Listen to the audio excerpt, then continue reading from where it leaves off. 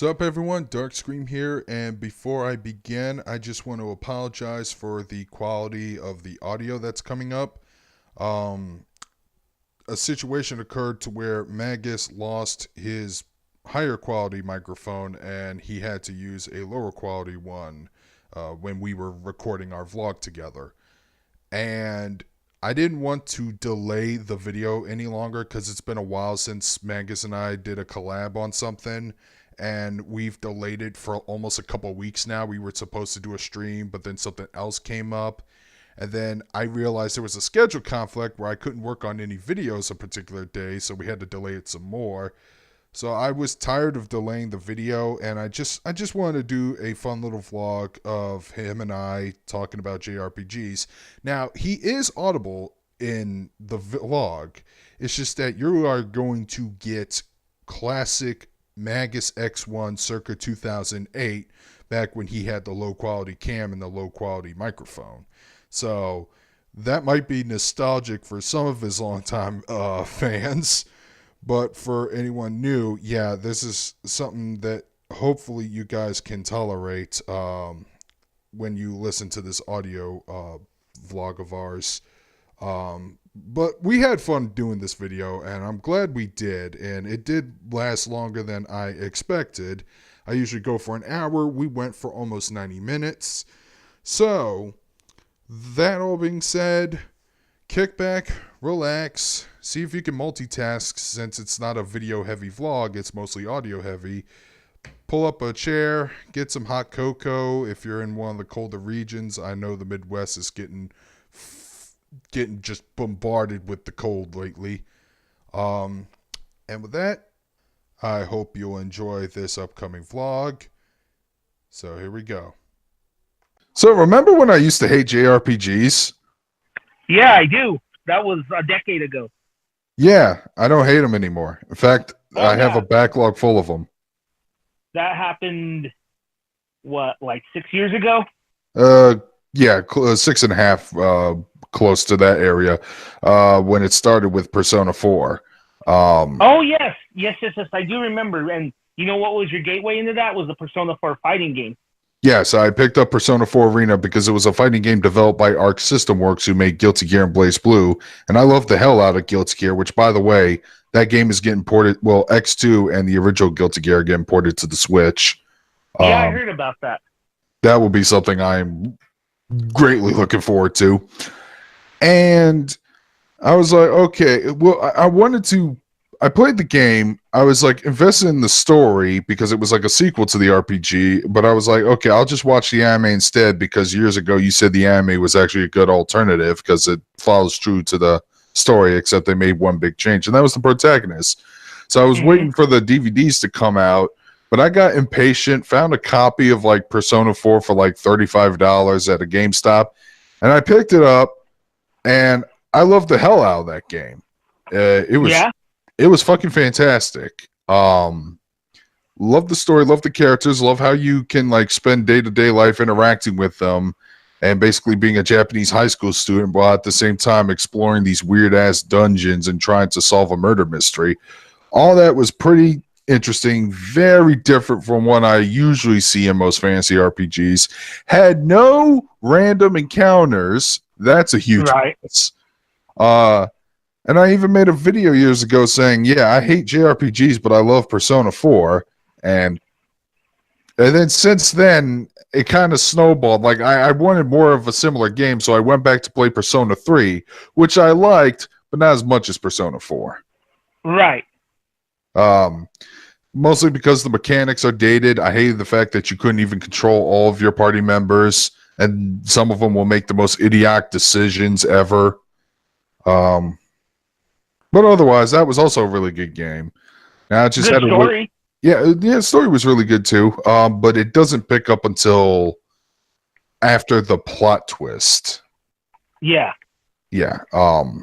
Before that, it's just here's a monster every other month. Kill them all. Things should get better by then. Yeah. Oh wait, it didn't. It got worse. We're all gonna die. Ooh, never mind. That's when the story picks up. Oh, yeah. Well, It's been a long time since I've played that game. Oh yeah. Well, Very young. I actually, on the same year, I played Persona 4, Persona 3, played the Persona 4 Arena video game, which has some of the Persona 3 characters in it. Then I watched the anime with a friend of mine who was not familiar with the series, but we both enjoyed it.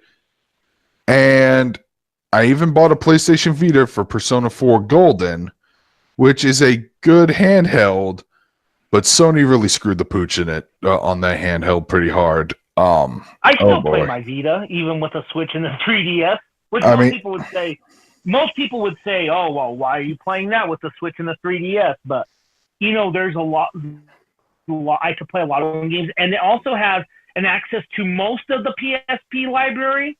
Most. yeah, there's a good chunk of them. Talk about that. Most of it, and then the Vita has a ton of good RPGs.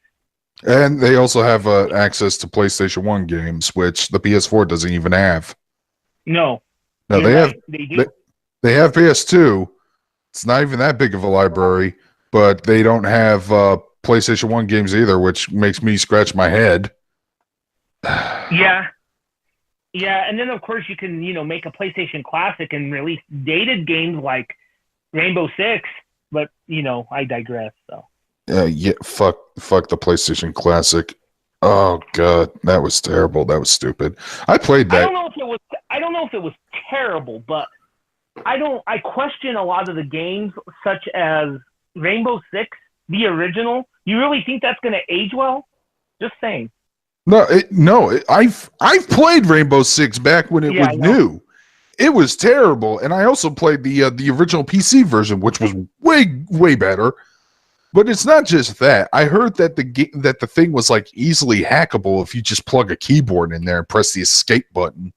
Like they really half-assed the hell out of the PlayStation Classic, with not just its library, but just handling the damn thing in general. But we're digressing. I don't know what happened next. I just ended up trying a whole bunch of other JRPGs. I don't know in what particular order, but there are a lot of them I've tested, that I've played, that I've enjoyed, but I never finished. And then there are some that I did finish. One of the games I do need to finish, and you're going to be happy that I'm going to bring this up in the first place, is Xenogears for the PlayStation 1. Yes, that's a classic. You can't. 20 years ago, I played that motherfucker. Well, 21 if you. I got it in October 2008, so it's still close to 20. And 98, my bad, 98. 98 when it was released.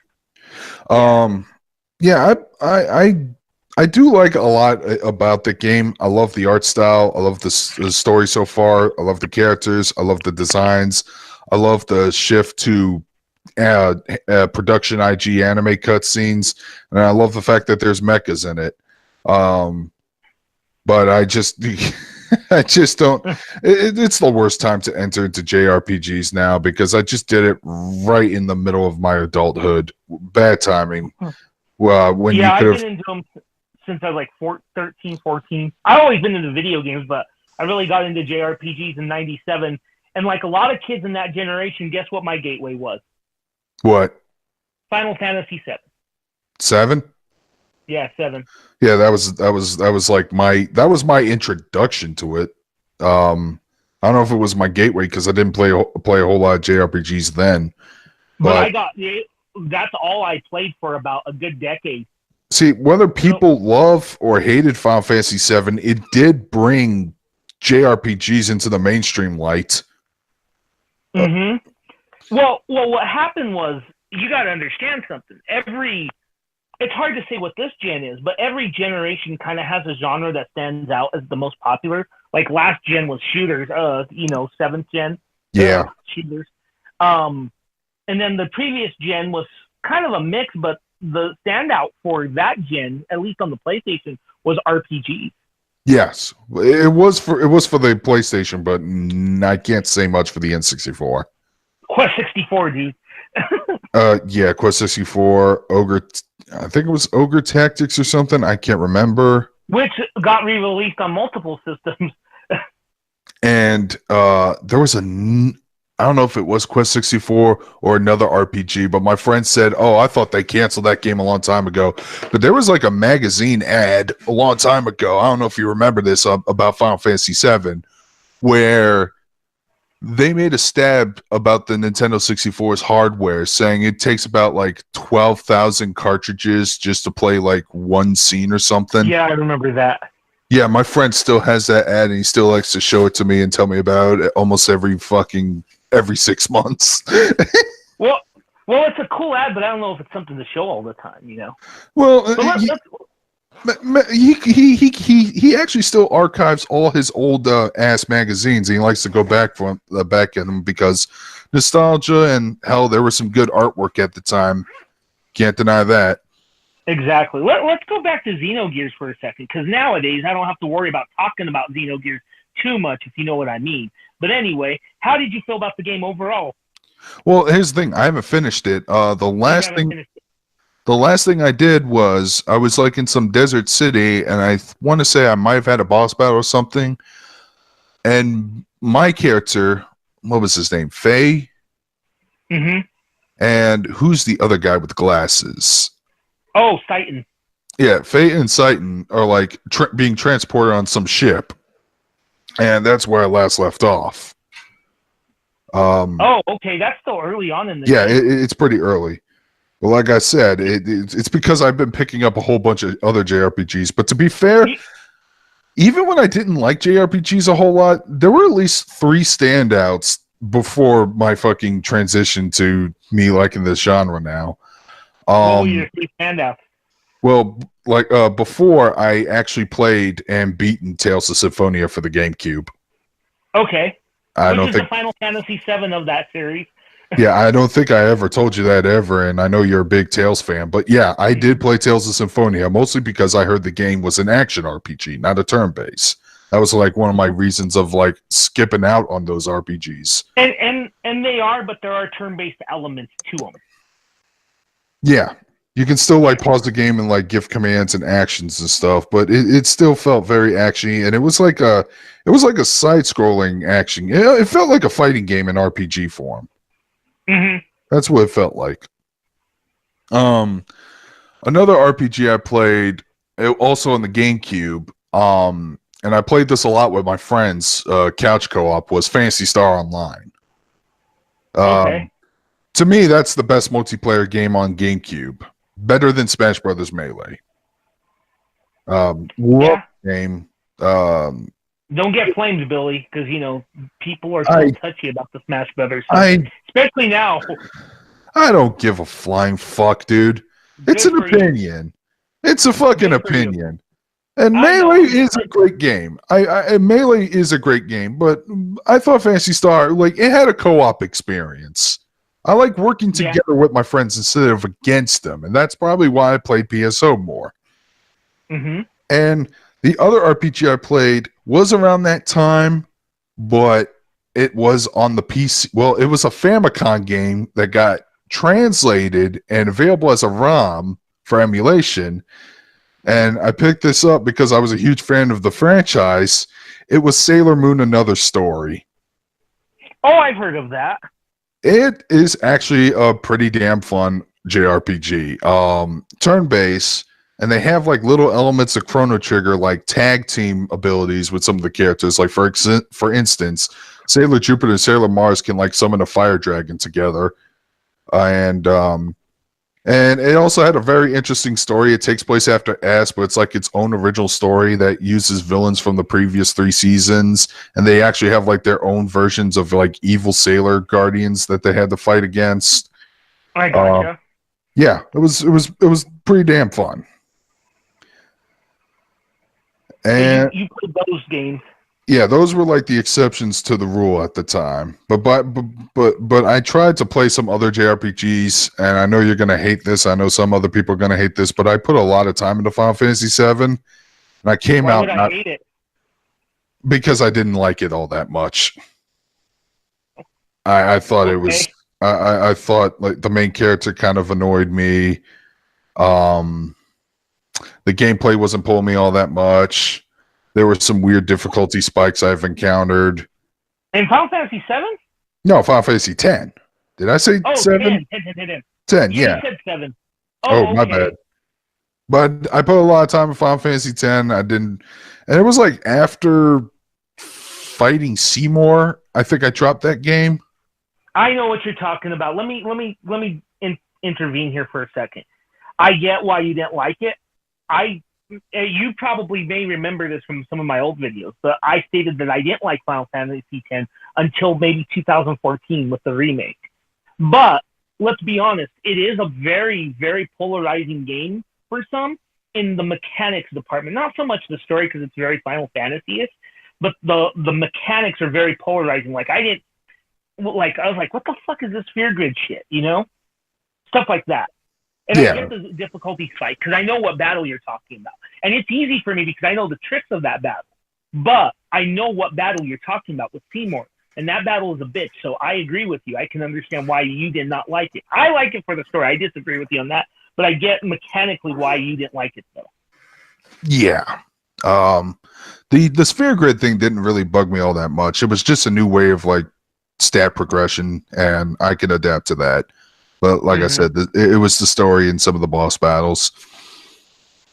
But like after, I forgot what motivated me to keep playing to try out other JRPGs. I think it was my buddy Jordan, aka Windsor, that tried to coerce me into playing other games. And I have like a huge list of JRPGs I've played in the past. Like I said, some of them I've beaten, some of them I haven't. I'm still in the middle of.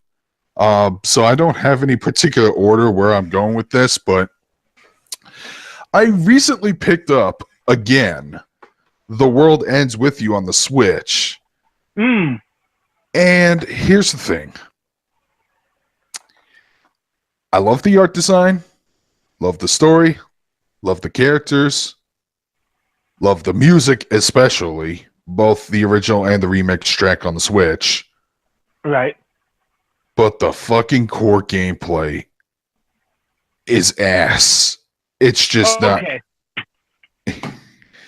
Don't play it on the TV. That's what I'll say. Oh, That's no. The Switch version. Oh, no. I've been playing it on the Switch with the touchscreen, and it's still pretty fucking bad.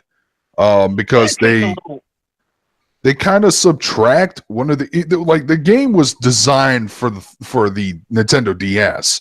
Yeah, I played the original Nintendo DS version, which I did beat years ago. And not only did they like try to gimmick it up with the touchscreen, but they also did it with the second screen because you kind of control two players at once, or you can have them set to autopilot if you don't feel like doing that. In this game, they changed it to where, because I was wondering when they were going to make this for the Switch, I was like, okay, what are they going to do with the whole player 2 scenario with your partner, Shiki, and whoever shows up in the later routes?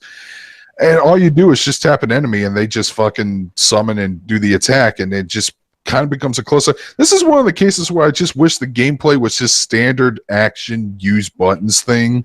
If it just had like a control setting like that, then I would continue playing that game, but I'm just not compelled to continue.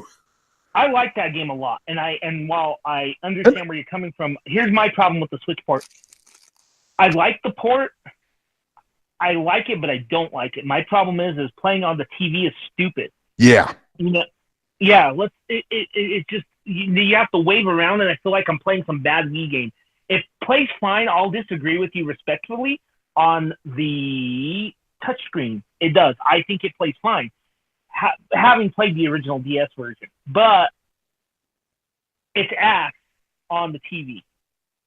Oh, I'm not going to disagree with you there. I'm pretty sure if I tried it on the TV, it's going to be way fucking worse. Oh no, it's stupid. You have to wave wands and stuff. They really tried, and that's a tricky thing with that game is that it's a really good game, but it's not. You're right. It was designed for the DS, Yeah. And I do own other ports of it. I do own it. I have it on my iPhone, and I played it on my iPhone, and it plays similar to the Switch version when it's in handheld mode. But that's the thing about the Switch. When I play it, sometimes I want to play on my big TV, you know what I mean? And there's times when I want to play in handheld, and that defeats the purpose for that game.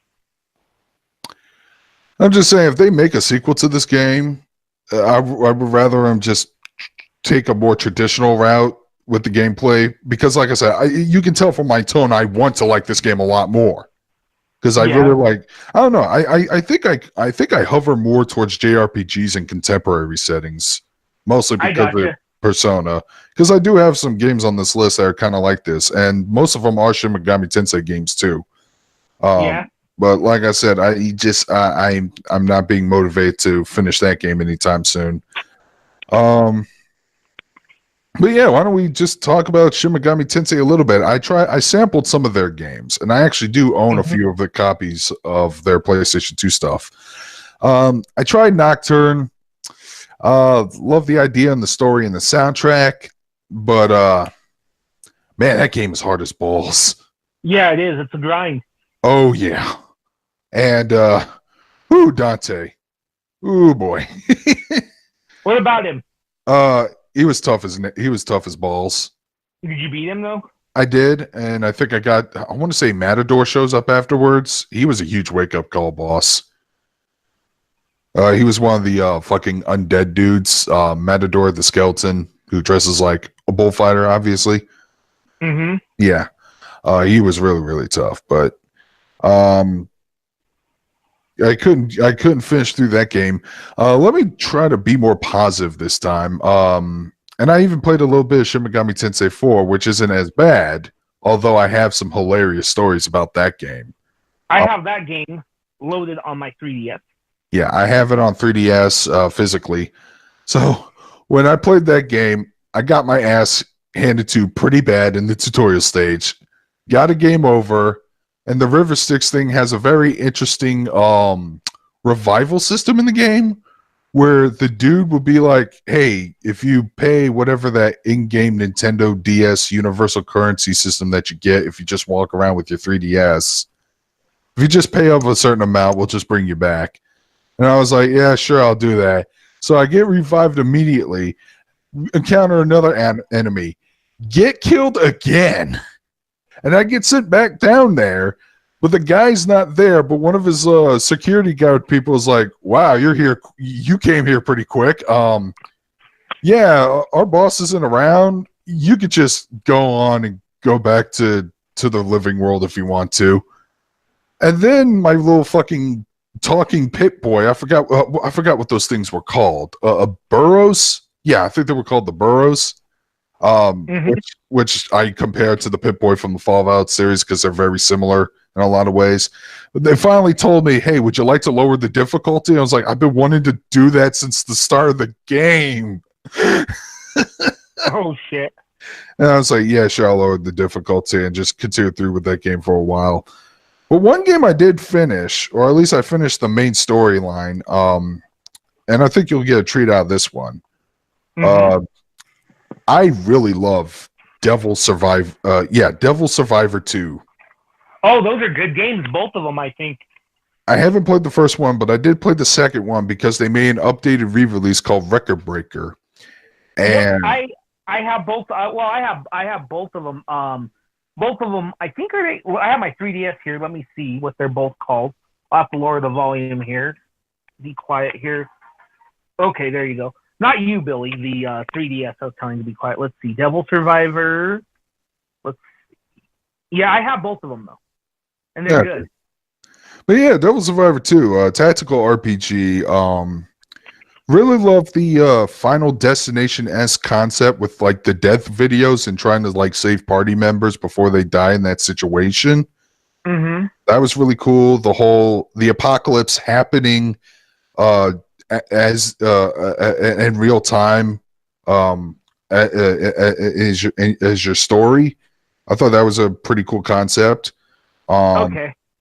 And like, yeah, the gameplay was also really, really fun, and the characters were great. And it did borrow a little bit elements of the Persona games where you do like go to different locations to talk to party members, raise their little links, get like abilities from them.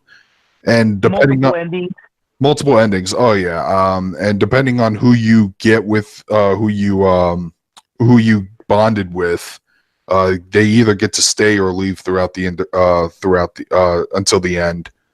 So here's the deal, my friend. The original was called Devil Survivor Overclocked. And the second one is Devil Survivor 2 Record Breaker, as you said. So Yeah. But I did finish the main arc, which is known as the Septentrion arc, but I haven't started on the Triangular arc yet. gotcha.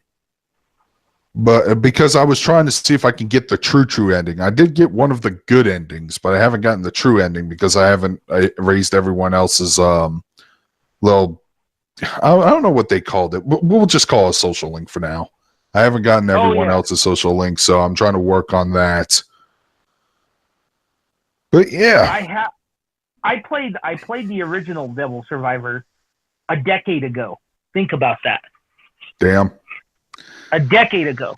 And then Overclocked came out about 2 years in 2011, which, if you think about that, was 8 years ago. And then Record Breaker had to come out 4 years ago. Well, yeah, hold on. So here's the thing. So Devil Survivor Overclocked came out for the 3DS earlier than Life Cycle, like 2 months after it was launched. Okay? Uh-huh. Then Devil Survivor 2 came out on the DS in February of 2012. Okay. Then Record Breaker came out in, I guess, sometime in 2015. Yeah. For the 3DS version. Because I want to say I picked that game up on launch. Yeah, on the 3DS. Because Windsor recommended me that game. It's a good one. I also played a little bit of because I found a copy of this at a used game store for like $30, and I heard that game was rare everywhere else. Digital Devil Saga. Oh, those are good. I heard. Yeah, I've heard. I've played a little bit of it, but I like I said early on, haven't beaten that one yet. But it's very interesting when your party members turn to freakish monsters during battle. But the other JRPG I picked up, which same price, same store, and I also heard it was pretty damn rare. Probably not as rare as the first installment. Devil Summoner 2. I believe it was called Raidou Kuzunoa versus King Abaddon. I got that one too back in the day. I have it somewhere. You know what? I even got the Jack Frost plushie, the one that he's dressed up as. Yeah, I know what you're talking about. Yeah, I even have that. I definitely love the gameplay to that game because it's more of an action RPG where your demons are like your allies that will fight in real time. And one thing I liked about that game that I actually liked over Shin Megami Tensei 4 was that the conversation system, because most Shin Megami Tensei games have this, including Persona 5, the conversation system there is a slightly more streamlined. Because at SMT4, whenever I try to talk to an ally, try to get to recruit somebody, whatever, I just don't know how to I just don't know. You had to know what their preferences and shit were all the time. Like one fucking monster was like, "Am I ugly to you?" And then usually being a nice guy said no, and he's like, "Oh well, fuck you." And then I lose a turn and get attacked. And yeah, weird shit like that happens all the time. But in Devil Summoner 2, whenever you do have a conversation with your opponent, the game will at least tell you, "Oh, this conversation's going smoothly," or "This conversation's going poorly. Do you want one of your other party members to say something?" And yeah, the game used fixed camera angles in its exploration. Which, really? Yeah, I don't know if they were fixed, but it felt very Resident Evil-ish whenever I'm navigating throughout the city and some of the dungeons. I just realized, man, that is like a fucking relic that we've abandoned 2 generations ago. Yeah. Unless Resident Evil 7 Remake does have classic camera angle mode after you beat the game. I don't know. I've been playing it in the style. I haven't completed the game entirely. I'm still on Claire B. It's a great game, though. Well, I need to get it. Yeah. Okay. What else? Well, I've been looking up online to see what other classic JRPGs were around for PlayStation, and I've heard great things about Suikoden 2, so I picked that one up as well. That's a good one, yes. But the thing is, it wasn't on the PlayStation Store when I was looking for the game. So people were selling copies for like $250 on eBay and Amazon used or whatever. Oh, Yeah. you However, bought one. no, man. I'm sorry, man. Some games are good, but they're not going to be Okay. $250 good. Okay, I was just making sure. No. Hell no. Never going to do that. I'll pay like $30 max for a used game, but I'll never like maybe even $50 if I want it that badly, but never that high. Good for you. I agree. But a couple months later, like my prayers were answered, Sony announced that they were going to put that game digitally on the Vita, and it was only $10. Played a little bit of it. Love the sprite works. Love the gameplay. Love how you set up turns, and then the attack animations almost all happen at once. Mm-hmm. And but I have to say this much: the localization is pretty dated. When I went back to play that game a couple of years back, It is a couple things I played. It's funny about I don't know how long ago was it 2016 2015. I played Suikoden 1, which I have a fond spot. It's not the best game by any means. It's not. It's pretty rough, especially compared to the second one. But if you play Suikoden 1 and 2, it's a true example of how a sequel excels 20 times over the original. Neat. Yeah, it is. It really is. Like everything about it, the story is so much better. Like in the original, it's like your father got betrayed by Empire. You must make army because you're outlaws. And in this one, you got like the whole childhood friend thing and all kinds of stuff. And then, Luca Blight, one of the best video game villains out there, probably. So that dude's a fucking monster. I saw what he did. Yeah, that guy's a fucker. Yeah. And I'm saying this in the original, that one does not have that. I do argue though that I do, and a lot of people disagree with me. I do like Suikoden 3 better than 2 though. Okay, I know they made a Suikoden 3 or 4 afterwards, but I never bothered to look up what the reception on those games were. The third one, I would recommend the third one a lot, especially if you played the first 2, because what is interesting about the third one is there is a twist that happens, and it's important if you have played the first 2 games. Huh. I mean, you'll understand it, but you'll get the twist more so if you've played the first 2 games. Okay.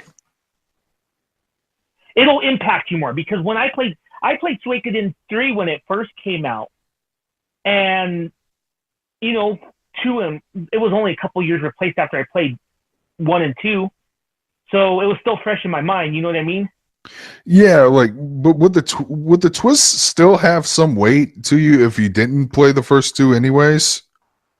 It would to a degree. If you played the second one, it would still have some weight. Okay. That's what I'm saying. So I like 3 a lot. So we'll leave it at that. I played 4. It's 5 I've heard good things about. Oh, I didn't even know they made a 5th one. They made a 5th one that a lot of people like too. The 4th one is not generally well liked though. I see. And I played it and it was I forgot to put this on my list. But yeah, I before I played Valkyria Chronicles, I played Valkyria Revolution. Oh yeah.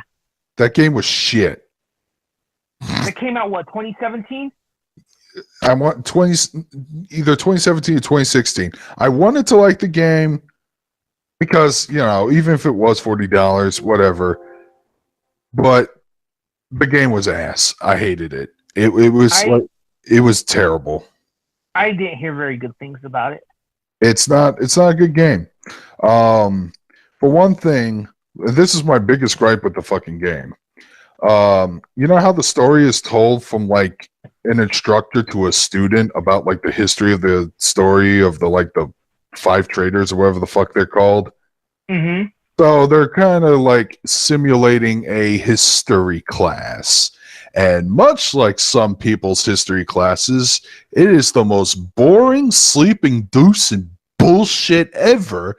Except this is in a fictional setting where you don't need to learn this bullshit. So you're not really all that invested. Well, let's move on, I say. Yeah, it was terrible. But then I saw that Valkyria Chronicles Remastered was available for $17 on Steam, so I picked the hell out of that game, and I love the hell out of that game a lot. And that story, that's got a sad story, huh? Oh yeah, it's got a really damn good story, and I definitely love the gameplay. I seem to be favoring towards more tactical RPGs for whatever reason, even though I shouldn't. You know, I'm not going to spoil anything about that story, but there's one moment that caught me off guard. Oh, I know what you're talking about because I've beaten the game. I've beaten it. Yeah, but I don't want to spoil it for the audience. But there's a moment that's devastating as all fuck, and you don't see it coming. Yeah, I didn't see it coming. But it is devastating, isn't it? Though. Yeah. Not like you like it's just so like. Yeah, it's almost like you want to talk about it. Yeah, I do, but I shouldn't because. What do you think? Oh, like I said, it came out of left field. That was pretty fucked. Oh shit! Because the game was mostly lighthearted, unless all your party members died a whole bunch of times. Mine didn't up until I had two. I lost two. All right, I managed to keep everyone. But here's the funny thing. Well, by keep everyone, I mean I reloaded a save. Because fuck that noise. Okay. Funny thing is, when I played that game and I've completed it, I noticed a bunch of my other JRPG friends did not beat that game yet. Mostly because that game, much like I said about Final Fantasy X, had some difficulty spikes in it. There were some missions that were just hard as fucking balls. Yeah. So I had to there were that one mission with the Valkyria. No. Oh, well, no, actually, let's talk about that other mission. The hardest mission everyone's talking about is the tank that's ran by the Imperial Prince. You know, the one that had layers of armor, and then you had to take out the guns and then take out its engines. Oh yeah, you know what? I don't remember having trouble at that one. I don't want to be that asshole, but here's the thing. It took me one try. It was difficult, but it took me one try because you had to take out that tank before it takes out your base, and everything was going almost smoothly up until the Valkyria shows up. And she just starts start mopping the floor with my fucking troopers as corpses. I had to rescue everyone, get everyone out of there, and just hope to God that my Lancers can finish the job at the front line. And I was able to beat it, but I was shocked to hear that 3 of my friends who played this game be like, yeah, I'm still stuck on that boss. And then I'm like, I don't have the heart to tell him it gets tougher later on. With the other tank boss battle, the one with the extra set of armor. And then there was the one where you have a Valkyria in your team. That was also pretty tough because you had to take out 3 was it tanks? You had to take out some vehicles on the other side of the map. But then the enemy keeps spawning new units on the other side of the map, so you have to deal with them too. Ugh. But yeah, I beat the game. It's fucking great. 10 out of 10. And I'm actually in the middle of playing Valkyria Chronicles 4. I even picked up the DLC for that game as well. It's more of the same, but there's nothing wrong with that. No, the first one was solid. Yeah, first one's solid. But the good news is Valkyria Chronicles 4 does have an easy difficulty setting, so just in case there's those bullshit spikes. Let's talk about some. I want to ask you a question, and this is outside of Valkyria Chronicles. Okay. One thing about your past that you forgot to mention was that you were a fan of Western RPGs. Yes, I played Elder Scrolls 4 and 5, Fallout New Vegas. Mass Effect. Yeah, Massive. The good trilogy, not that crap that came out. Yeah. Yeah. That I bought digitally and I can't sell. I did play all 3 Mass Effect games, and at the time I loved them. I was a Western RPG person. But let's say that, and I know this is gonna piss off some of the elitist Western gamers out there, but let us say that I think JRPGs right now have a stronger standing than Western RPGs at the moment.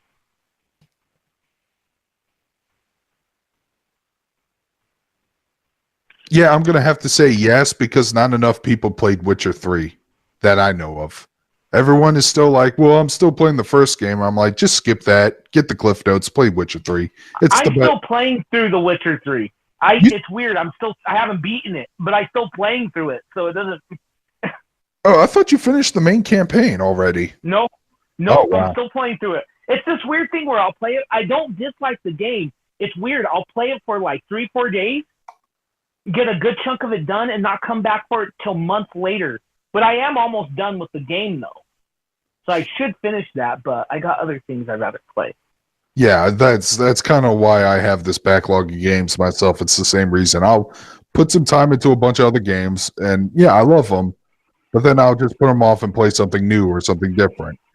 I just think in general Japanese games have a stronger presence. Look at like what happened with the explosion of popularity and even non-JRPG stuff.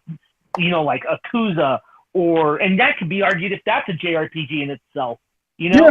Yeah, there is a progression system. There is hours of gameplay. You could argue that's an action RPG, but yeah, I can see where you're coming from with that. Yeah, one can argue that. I mean, with the resurgence of Nintendo kicking ass now and such, I think the Japanese companies are in a really good position these days. Well, yeah. Better than they were last gen. Way better than they were last gen. But I still fear for the future of the Japanese, because apparently console gaming is actually not doing so hot, which is why Sony moved their fucking office to California. I mean, and I think the only reason why the Switch is doing well is because it's a portable console. So, and Japan is a country that relies heavily on transportation. So having that, playing that thing while on the go is a convenient case, because they're also playing fucking mobile games. I mean, there are great Japanese games coming out. I'm not going to disagree with you there, and they are in a good standing. But, this generation, they're kicking ass. There's no doubt about it. Well, you were just talking about RE2 Remake. Is that not a Japanese game? Yeah, it is. But it's definitely more Western pandered, because that game is fucking heavily censored in Japan. Right. Yeah. But if you really think about it, like so today's what, the 28th, right? Yeah. RE Remake came out. What's the new big releases in this next week? RE Remake came out Friday as of this recording, and then as of this recording, what comes out tomorrow? Kingdom Hearts 3. Yep. Another big Japanese game. Yeah, people are going to buy that despite the overly complicated story. My son understands it. I don't understand. I have friends who understand it, and I actually got the basic gist. But I don't know if I'm ready to buy that game. I'm trying to limit myself to like one major game a month, maybe one every other month. Well, I'm going to have it because my son, he his mother, where he goes with his mom, they don't have video games, so he has it, and he pre-ordered it with his money back in September. It's all paid off. Good. So I'm not technically buying it. It's technically his game, but I'll still can play it because it'll be here. But yeah, I have a feeling Kingdom Hearts 3 is just going to sell well because of the name alone. Although that's not a franchise I've actually haven't been invested in lately. So we can't really talk much about that. Yeah, I don't remember. I remember the first one. This is what I know, because I do have them on. I do have the ports of them for PS4. But this is what I do remember. I remember the plot to the original was pretty straightforward, but then the second one, I don't know. There's nobodies and organizations and some crap, and there's different versions of Sora. There's like 6. I don't know what the fuck. So there you go. But oddly enough, there is one particular JRPG franchise that, for whatever reason or another, maybe it's because I bought all these games on discount or whatever.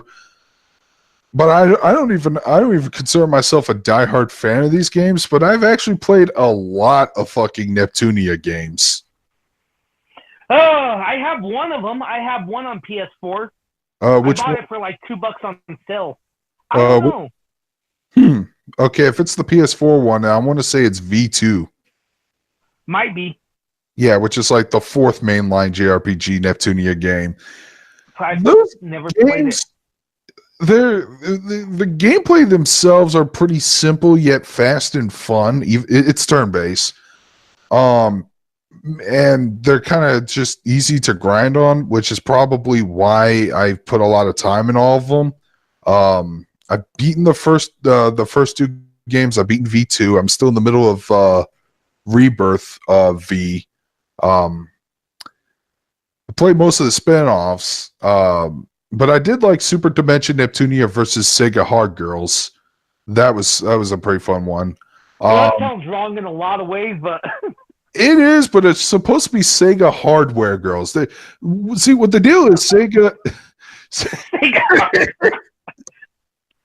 Sega commissioned a Vocaloid artist to create like humanoid versions of their consoles. What? Yeah. So when you said Vocaloid, there things are gonna get fucked up. Well, actually, no. Some of the designs are really fucking good. Especially Dreamcast. Dreamcast is. I actually really like her design a lot. And they had like this CG anime from years ago called Sega Hardware Academy or something. And they're like these 10-minute episodes where they go through various like Sega games and try to earn points for graduation and shit. It is a great CG anime if you were a guy who just remembered the good old days of Sega, like Space Area up to the Dreamcast era. I would definitely recommend people watch it. I want to say it's still on Crunchyroll. I don't know. But yeah, they did a crossover with Neptunia because Neptunia was basically like unofficial versions of like every other console, including Sega. Neptune is supposed to be like a representation of Sega.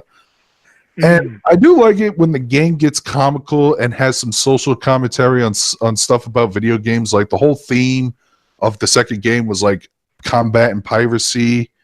And there was this funny story in V2. If it's the game you have, then you might get an appreciation out of this. But the second story arc in that game, when you play as the Xbox character Vert, her story involves a character named Esha, who is a parody of Square Enix. And she has this weird, complicated story where she has like another body living in her named Isha, which is short for Enix. Sounds like something from Square Enix, but there you go. But they had I love Square Enix, don't get me wrong, but it sounds like something they would come up with. But what happened was Esha apparently had like a tragedy that resorted to her sharing Isha's body, and she asked what was the tragedy, and the tragedy was that Esha made a movie. She made a movie and it nearly killed her. It's a reference to Final Fantasy: The Spirits Within. Oh, yeah, I actually got a good laugh out of that. I gotcha. All hey, right. So what I was going to ask you was, so on the Switch, we got the Switch, for being as young as it is, got a pretty good lineup of JRPGs. Yeah, it has Tales of Vesperia and which I'm playing. Is Zelda an RPG? Oh, that's hard to say. I have no, that's a Western game, but I do have Cryptid Necrodance there. I don't think I have a JRPG on the Switch. Well, I got a bunch of them. I got that Octopath Traveler, Ys 8, Shining Resonance is one that I want to get, which is from Sega, obviously, since you just mentioned that. The World Ends With You. Oh yeah, I do have World Ends With You. Xenoblade Chronicles 2, of course. Mm. And then there's, of course, stuff coming from Nintendo, like the new Fire Emblem. Yes. That's awesome. So, I might give it a shot. so yeah, we've got a lot of good stuff from. There's a lot of good stuff on the Switch, and there's a lot of like, I guess there's stuff that I don't play. Like I'm not a big Gaia guy, but there's just Gaia games on there. Yeah, I used to be. That was actually I actually did play the first two before I went to college. And I liked them because I thought they were funny at the time, but I couldn't keep up with those games anymore. Plus, I heard the localization company NISA is kind of notorious for their localization jobs, especially when it comes to big, overcomplicated JRPGs. Which is why I made that Legend of Heroes Trails of Cold Steel 3 video. Yeah. Speaking of... Yeah, let's talk about those. So, Legend of Heroes Trails of Cold Steel, I want to say it was like a reviewer from Operation Rainfall that reviewed the game. Said it was kind of like Persona, which is something that would get me to play the game. Because they made that same comparison for Conception too.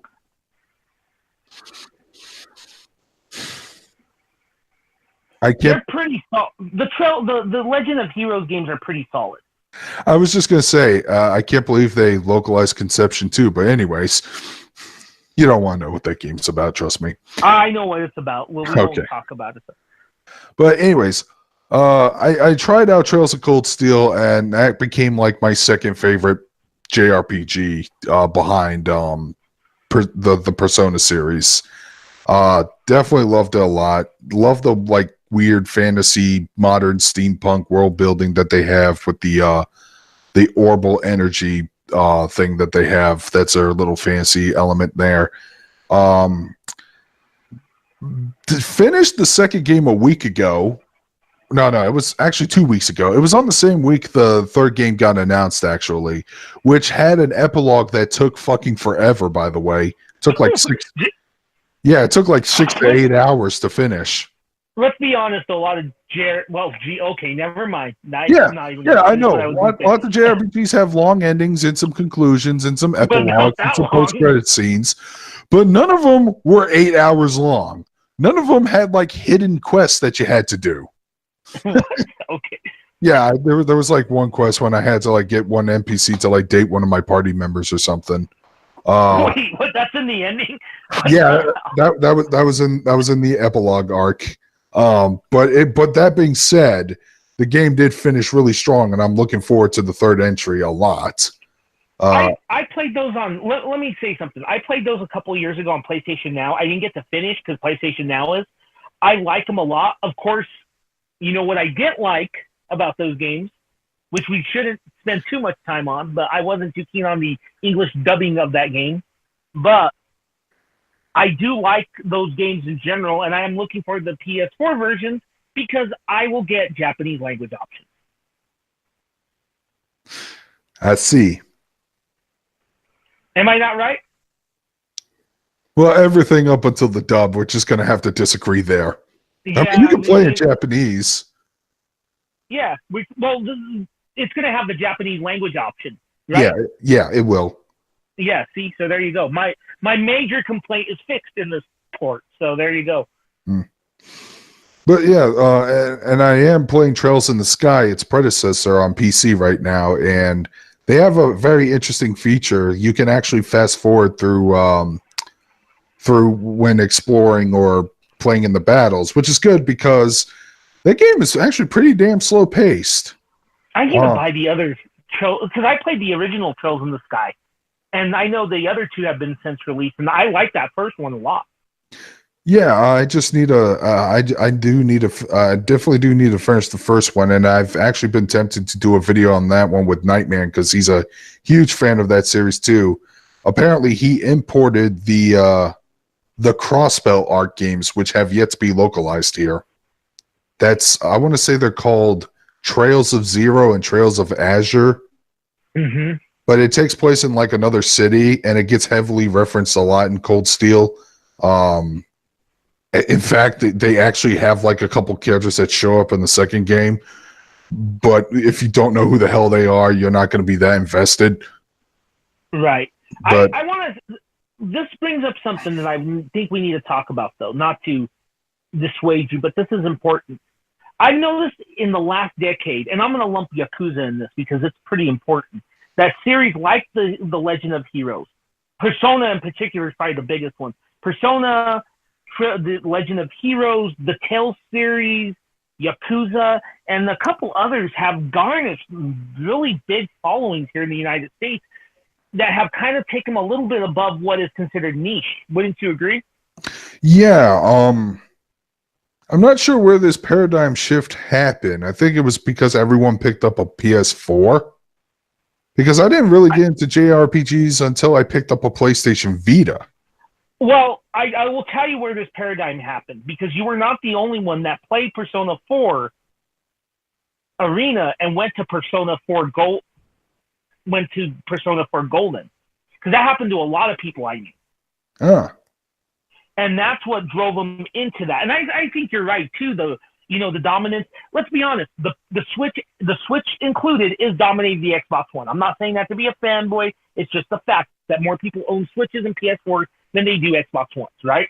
That's Guilty as charged. Yeah, exactly. I have no plans on buying an Xbox One ever at all.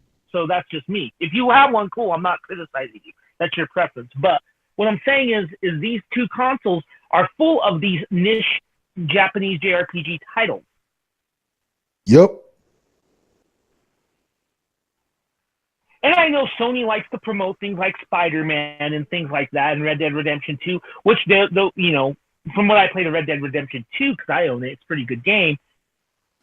But there's just something about these like the Yakuza in particular too. That was a shock that we're getting all these games now. Mm-hmm. And it's not a question of if, it's a question of when we get them. Well, here's the thing about the Crossbell Arc games.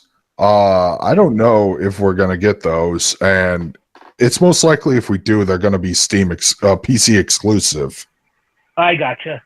And if so, I don't know who would handle localization. Would it be Xseed, who handled the games originally, or is it going to be NISA, who's handling Trails of Cold Steel 3? Because remember, Atlas USA is now a subsidiary of Sega, so they used to be one of the other ones. Yeah. That used to local, because if you remember Atlas USA, they would publish all the Atlas Japan games, but they would publish other games that weren't Atlas. Yeah, they used to publish King of Fighters. King of Fighters. Yeah, Dragon's Crown is another one. That's not an Atlas-made game. But for some reason, NISA localized SNK Heroines, so I don't know what's going on there. They might be just buying up all the fucking IPs they can.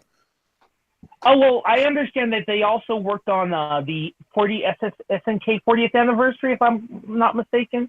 Yes, and that's a really good anniversary collection to have if you're like an 80s person. Yeah, I've heard pretty good things about it. But yeah, that's one I've heard that they've worked on.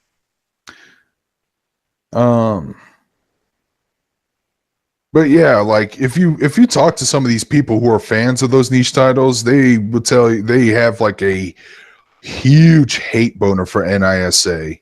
They really do, to the point where, like, the reason why it's cautious optimism for me was not because did you remember how they handled Ys 8? Yes, I do. And that's why I didn't buy it, because I was originally going to wait till the patch came out, but then I got my Switch and found out that it was coming out on the Switch with the retooled, I guess, what is it, localization? Yeah, and plus it's portable, so that's why I waited on Switch to get that version of the game. Well, yeah, that's why everyone is so fucking nervous or just have a huge hate boner for them, even though they do have the former Xseed staff members who've worked on those games before work on this one to bring consistency's sake. But people just still are so full of fucking negativity, man. I really need to practice what you preach and just not be in the comment section on videos anymore. Everyone's such an asshole. Oh, you want to hear the biggest bitching? Sure. I'll tell you this. I made a mistake of going on them, but luckily I got off quick. Remember when Nintendo about 3 weeks ago announced that Zelda 2 and Blaster Master were coming? Yeah. Free of charge. Well, not free of charge. You have to have a Nintendo subscription. But let's be honest, that Nintendo. Here's my thing: $20 a year, you can't beat that. No, you can't. There's nothing to complain about, considering that PlayStation Plus and Xbox Live are, from what I know, PlayStation Plus for a fact, it's $60 a year. I mean, the only thing you can complain about is that there's no voice chat party settings, but even then there are workarounds. Like you could just when we played Smash Brothers, you and I did that about a month ago, remember? Yeah, you could just use Hangouts or Discord or Skype or any other alternative thing for that. It's really not that big of a deal, but and I'm the type of guy that does not like to communicate with randoms anymore. Me neither. So I mean, I'm cool when I am totally cool when, you know, I play some Street Fighter Anniversary Connection. I don't have to have some guy calling me names and such, so I'm cool with that. But what I'm saying is they announced those 2 games, right, for the NES stuff. People bitched and moaned about it. Why? Because it's not a particular game they'd rather have localized or something? Yeah, that and also the virtual console was better because you could pick and choose. And it's like, look, if you're getting all these free games, plus if that Super Nintendo rumor is true, then stop bitching, especially because I do believe that, you know what Super Nintendo rumor I'm talking about, right? I'm assuming they're going to do the same thing they did with the NES, but with Super Nintendo on the Switch. Well, what happened was someone data mined the data on this, and they found 4 consoles loaded up into that software that, you know, the software that the NES one has. Mm-hmm. And they data mined it with the recent patch, and they found a listing of 20 SNES games. Interesting. Yeah, and it's all the good stuff, you know, like Super Mario World and Super Metroid. And I mean, we bought those games over and over. I have them on my 3DS, but I mean, it's cool that you get a lot of those games on there. Even the JRPGs on there, and that's Breath of Fire. Nice. Breath of Fire 2 you get, which is... Because I don't think Breath of Fire is not even on the NES Classic. Breath of Fire, I have it. You can get Breath of Fire through the Wii U Virtual Console or the 3DS Virtual Console. You can get Breath of Fire 1 and 2, and then I know that for a fact that you can buy the PlayStation port of Breath of Fire 3, which is the best one in the series. I know people say 4, and I like 4, but I like 3 a little bit better. You could buy that on the Vita. Yeah, so the original, I actually like the original 4 games. We will not talk about Dragon Quarter or that mobile game. So there you go. Yeah, fuck mobile games. And fuck Dragon Quarter. I know there's fans of it, but it's not that good. All right. There is one other JRPG I want to talk about because I don't even know if you heard about this. This is very, very unknown, but but it had an interesting premise that appealed to me. And the game was called Lost Dimension. It was on the PlayStation Vita. Not familiar with it. Okay. Story's very simple. Some edgy asshole called the End is trying to like destroy the world. He has his own motivations for it. And he's already like killed 2 billion people on the planet already. So like a team of psychics have to like climb a fucking tower that he's in, and they have to basically kill him. Here's what pulled me in to that game initially. You have traitors in your own party. And it is RNG. Meaning, subsequent playthroughs, it could be different people. Holy shit. So you go through, and it's a tactical RPG too. So you go through, fight some generic monsters. Well, they're mostly robots. Fight those things, climb up the tower, and then you have to vote on who is going to be, who's the traitor. And they pretty much get like fucking disintegrated right on the spot, and they leave some material behind. And they do have tools to help you figure out who the traitor is, because the main character you play as is a psychic who can read people's minds. So yeah, so throughout subsequent playthroughs, you can like hear everyone's voices, and if you don't hear weird ass red text, distorted voices, that means the party that you've assembled in that particular battle, there's not a single traitor there, so you can rule them out, and then you can like seek people's minds out, and then find out who's innocent, who's the traitor, and then you can then you can talk to other party members and try to tell them who the traitor is if you know who it is for sure. And then so that way there could be a unanimous vote against them. And this happens like 3 or 4 times. And then you get all the traitors out, and if you don't, you actually have to fight them before you fight the final boss. But yeah, if you don't, you can just go straight to the final boss, which is the end. You beat him, and then you get a standard ending. But then the game also has a social link-esque system where you do like talk to your party members and stuff, and you even do like a particular loyalty mission with them. And getting everyone's like link maxed out is going to like unlock the true ending for you. Huh.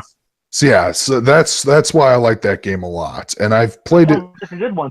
Yeah, I did 3 playthroughs for me to get the true ending. I was in the middle of the 4th one, but I kind of just dropped it. I dropped out of it because of other games, of course. But I did love the hell out of that game just on that premise, because I do like weird moments like that. Like, oh, you one of your characters that you might be close to might stab you in the back. That's something that's crazy out there. You know, I do like me some weird dark moments like that in games. Yeah. So yeah, the game's called Lost Dimension, which is a pretty generic title.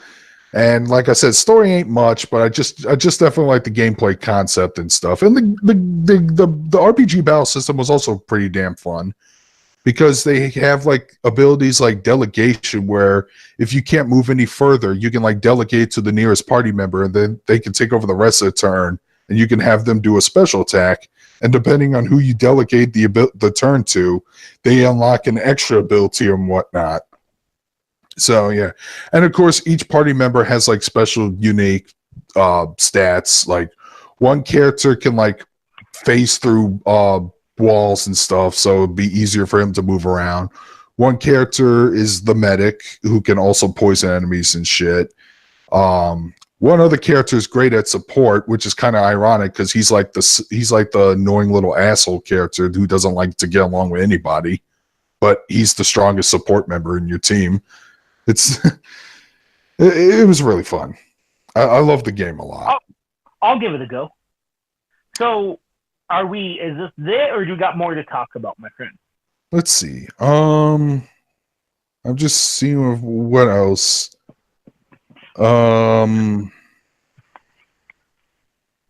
Yeah, there's one more thing.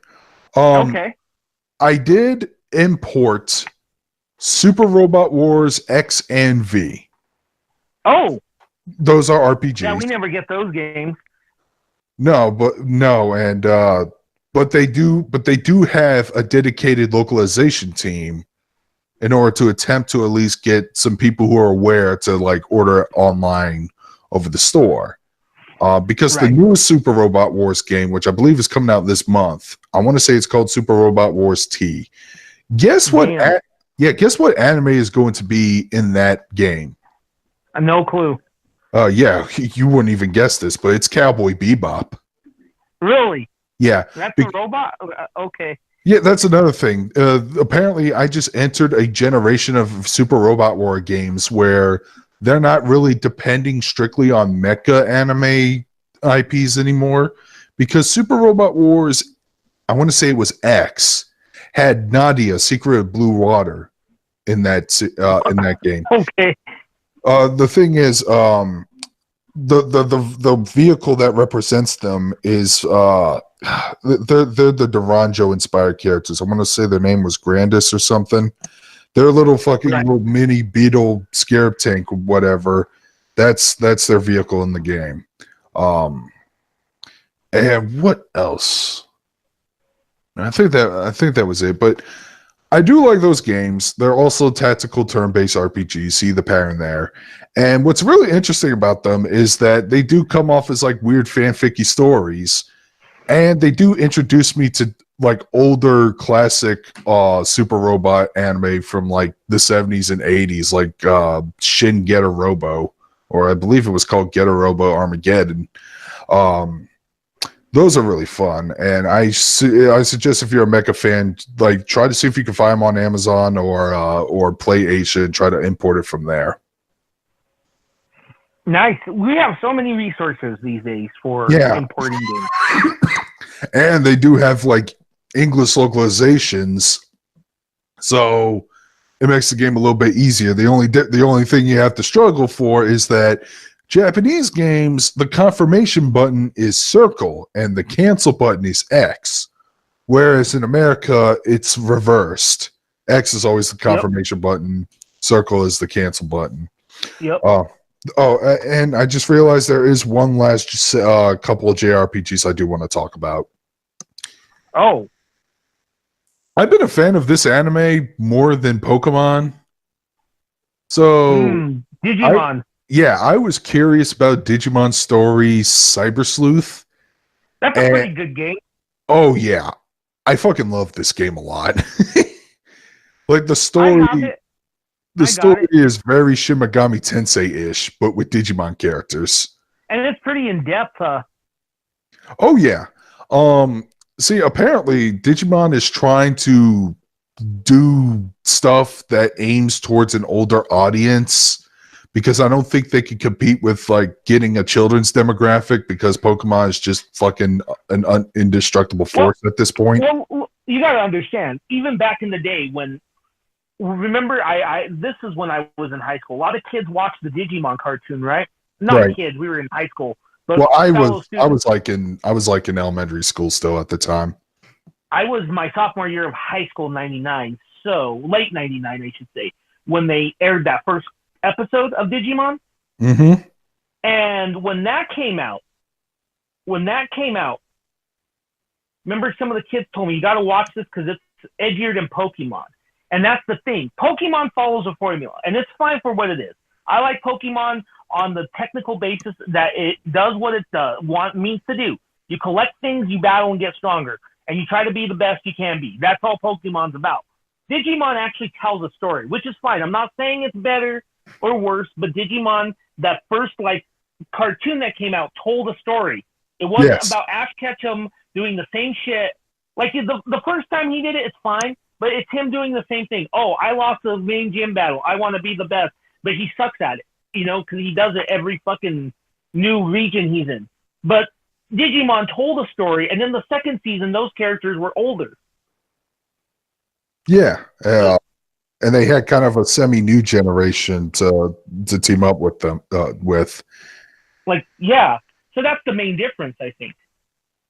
And they did have other seasons afterwards, but I believe they were alternate continuities. But I've heard the third season, Digimon Tamers, was also really good and really dark as well.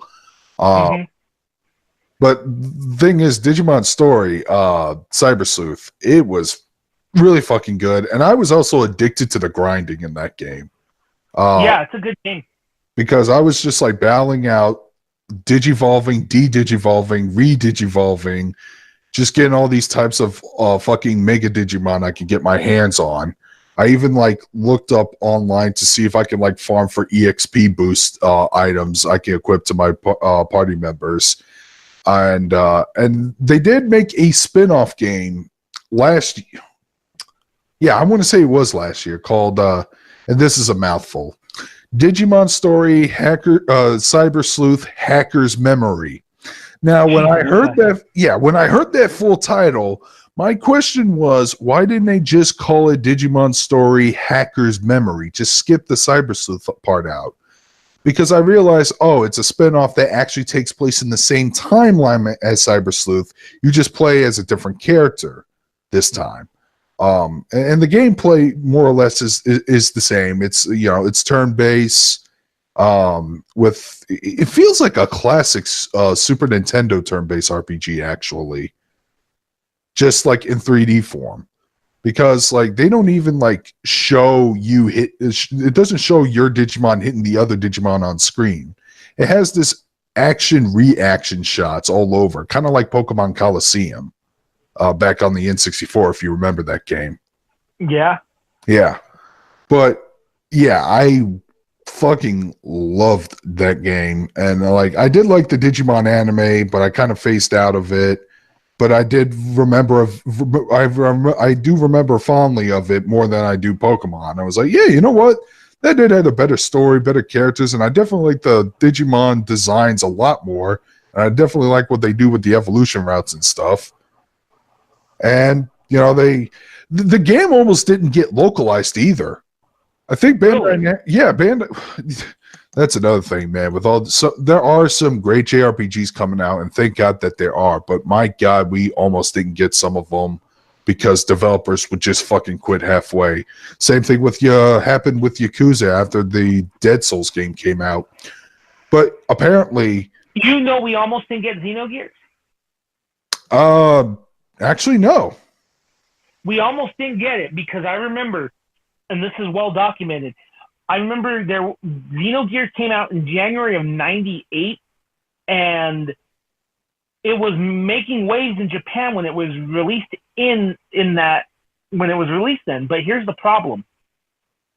Yeah. The religious elements of the story, people didn't think they were ready for at that time. I see. But then Square made this weird thing with EA, and they brought over a ton of games, including Xenogears, so we got it. So. Nice. Well, in the case of Digimon Story, apparently Bandai Namco said, yeah, we have no plans of like releasing it there because I don't think you guys care. And apparently there must have been like a strong Digimon community back then because they just made themselves super vocal about it. It's like, no, bring it here. And the catch is that they were going to bring it here, but they weren't going to have an English dub for it. The game was like, yeah, the game was Japanese only. Which is fine for me. I don't mind. But it is weird because some of the Digimon names got changed when it was localized originally. Like, for example, the Digivolution of Metal Garururan and was it Wargreymon? They digivolve into Omnimon. But in Japan, they're known as Omegamon. And so when you see the subtitles say Omnimon, you can clearly hear them in Japanese going, Omegamon. So yeah, there was a lot of moments like that happening in Cyber Sleuth. Like there was also another character named Crusadermon, but apparently in Japan he was just simply known as Lord Nightmon. Lord Nightmon, okay. Yeah, because there's a bunch of Knight Templars known as the Royal Knights in the Digimon universe. But yeah, fucking fantastic game. And apparently there's going to be a tactical Digimon game coming out on the Switch. I believe it was called Digimon Survive? Let me look it up real quick. It's a weird title, right? Right. Well, I saw the trailer for it, and it seemed kind of dark as fuck. Because and I have to show you this trailer after we record. Gotcha. But it was like it had this like emotional moment. Apparently, like one of the gimmicks is that maybe characters are going to die in this game, hence the title. But what really caught me off guard is like during the like text that would show up on the screen, for like a second, some red blood just splatters all over it. Yeah, that's pretty fucking dark for a Digimon IP. Huh, so we've been all over the place with this talk. Yeah. Oh, yeah, we did. Pokemon are technically JRPGs too, let's be honest. Yeah, they are, but I still am not fully invested in them. I like them. I like them for what they do, but because I know I'm not going to get a story out of them, but I like them on a technical basis. And there's a nice little immersion element to it too, so there you go. Yeah. But I believe I can wrap it up here because I'm pretty sure we talked for over an hour. Oh, yeah. We've been here for a while, my friend. Okay, but yeah, here's what the gameplay says on the Wikipedia page. Player choices influence the direction of the story, including the Digimon's evolution process. Multiple playthroughs can result in different paths and different evolutions. The game will feature multiple endings, and should wrong choices be made, characters will be killed. Oh shit! God damn, I hope this game does get a full-blown, uncut localization here. I really hope it does. I hope so too. It Because sounds like it should. because I believe Cyber Sleuth is rated T for teen. And I forgot what the Japanese rating system is over in Japan, but I heard it was like set into an age rating to where it basically says, yeah, this is for teenagers and up. This isn't going to be marketed towards children. So they know. They know. I know. I know. But, and yeah, it is coming on the PlayStation 4, but I'm thinking about picking it up for the Switch. Who knows? All right. It'll be a good one. Yeah. So yeah, that's all I got. Talking about well, we could do a follow up on this. Yeah. How There's so? a lot to talk about. How do we follow it up? Do another JRPG. There's a lot of stuff we didn't talk about. So true, but I'm pretty sure that's all that's all I can talk about because that's all I've played so far. You've played a lot, though. Yeah, I did. And we could go in depth about certain series. True. So there you go. Like I said, I was kind of tempted on the idea of like talking about more about the Trail series, but I want to bring Nightman along because he's a huge fan of the franchise. Okay, I'm down with that. Well, let me play Trails of Cold Steel 1 whenever that comes out. And it should be out soon. And I should. I know it's out, but. And I should at least beat Trails in the Sky before we start recording, at least the first chapter, and get a little bit in. Oh man, I'm not too familiar with them because I played only a little bit of Trails of Cold Steel and Trails in the Sky. I'd beaten the first one, but haven't gone back. I should buy the other couple chapters on Steam though.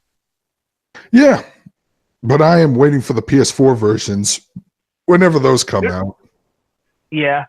Because they're going to look beautiful on PlayStation with the frame rates and I heard there's like they also have like a fast forward ability too, so I can basically do a playthrough of that and finish it hopefully within 20 hours minimum. Because that's another thing. Like JRPGs are great, but I just don't have the time. I have the time to play them once, but I don't have the time to replay them.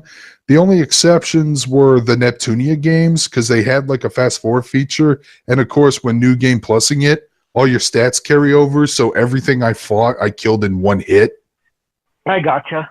So I can at least play, and those games do have multiple endings too, so I do play them to see what the different endings are like. So, but yeah, we have to wrap it up here because we have talked for a long fucking time. Oh, what it always happens when you and I talk.